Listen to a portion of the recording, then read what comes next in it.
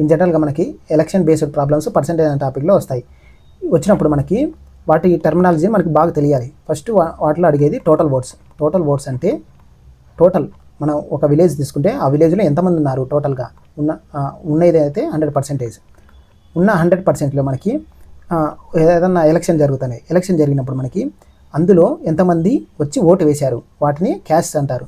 Caste అంటే వచ్చి vote వేసిన వాళ్ళని, నాట్ క్యాస్ట్ అంటే వచ్చి ఓటు వేయని వాళ్ళని. వచ్చిన ఓటు వేశారు, క్యాస్ట్ చేశారు. క్యాస్ట్ చేసిన వాళ్ళందరూ వచ్చినటన్నీ వ్యాలిడ్ అయితే కాదు కదా. కొంతమంది ఈ పార్టీకి వేస్తారు, కొంతమంది వేరే పార్టీకి వేస్తారు, కొంతమంది బ్లాంక్ పేపర్లు వేసిపోతారు. బ్లాంక్ పేపర్లు వేసిపోయినప్పుడు మనం కన్సిడర్ చేయరు. కాబట్టి అవి వ్యాలిడ్ ఓట్స్ ఎన్ని ఉన్నాయి, తర్వాత ఇన్వాలిడ్ ఓట్స్, తర్వాత ఇన్వాలిడ్ ఓట్స్. ఈ వ్యాలిడ్ ఓట్స్లో మనకి విన్నర్కి ఒక పర్సెంటేజ్ ఓట్స్ వస్తాయి, లూజర్కి కొన్ని ఓట్స్ వస్తాయి.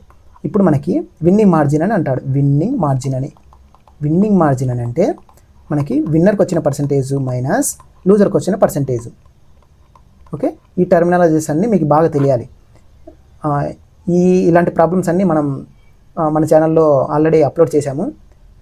దీని రిలేటెడ్ ప్రాబ్లమ్స్ అన్నీ ఎవరికైనా కావాలనుకుంటే మన ఛానల్ని విజిట్ చేయండి. ఈ వీడియో మీకు నచ్చినట్లయితే లైక్ చేయండి, షేర్ చేయండి, సబ్స్క్రైబ్ చేయండి.